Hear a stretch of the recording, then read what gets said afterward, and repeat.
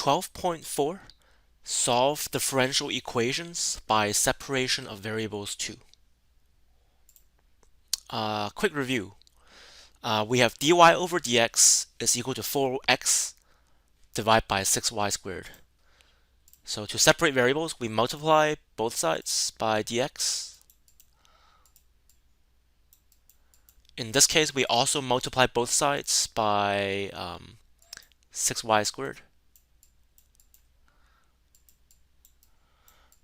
When we do that, we have all the x's on one side, all the y's on the other, because we're going to have 6y squared dy equals 4x dx. Again, we integrate both sides, and we end up with 2y cubed plus c1 equals 2x squared plus c2. We can just consolidate the c's. 2y cubed is equal to 2x squared plus c. Divide both sides by 2. I get y cubed equals to x squared plus c over 2. But c over 2 is just a constant, so we can still call it c. Finally, we take the cube root of both sides, or the 1/3 power.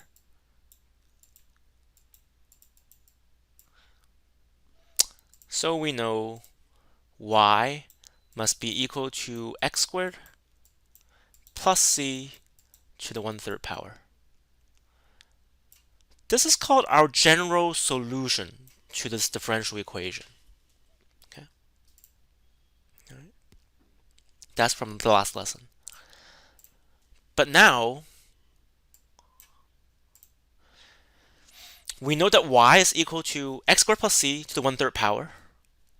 With the same equation, if they give us an initial condition or a boundary condition, so this can be called boundary condition, we're told that y of 4 equals 2.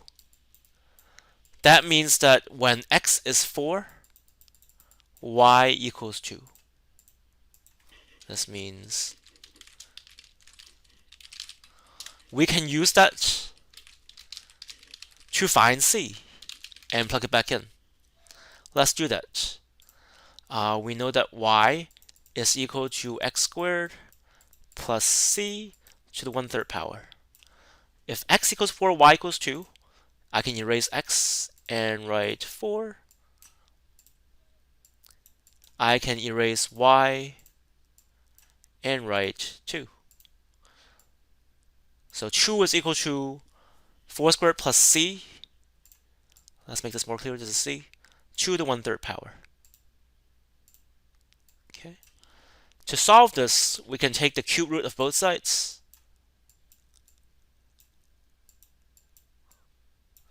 When I do that, I get 8 equals 4 squared, which is 16, plus c. So c is negative 8. We plug this back into our solution, which is y equals parentheses x squared plus c, close parentheses, to the 1/3 power. I replace plus c with negative 8.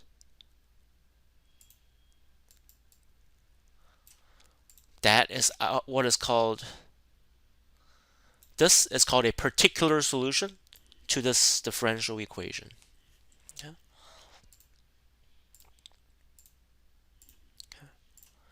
One more example. Dy over dx is equal to e to the x over 2y, and we know y of 3 equals 5. So separation of variables, we have 2y dy equals e to the x dx. So y squared plus c1 equals e to the x plus c2, because the integral of e to the x is just e to the x. Consolidate the c's, y squared equals e to the x plus c. So take the square root of both sides. Y is the square root of e to the x plus c. And technically it's plus or minus. We didn't do it last time, but technically it's plus or minus. The particular solution is y of 3 equals 5. So when x is 3, y equals 5. We can plug this into our equation. We have y equals plus or minus the square root of e to the x plus c. I'm going to erase the x and write 3, because when x is 3, the y is 5. I plug in 5 for y. So y 5 equals plus or minus the square root of e to the e cubed plus c. Square both sides. If we do that, we get 25. Let's go back to our original color. We get 25 equals e cubed plus c. So c equals 25 minus e cubed. This we can plug into our general solution. Y equals plus or minus square root of e dx plus c.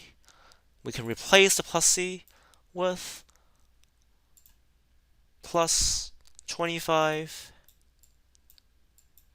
minus e cubed. And that is our particular solution to this differential equation.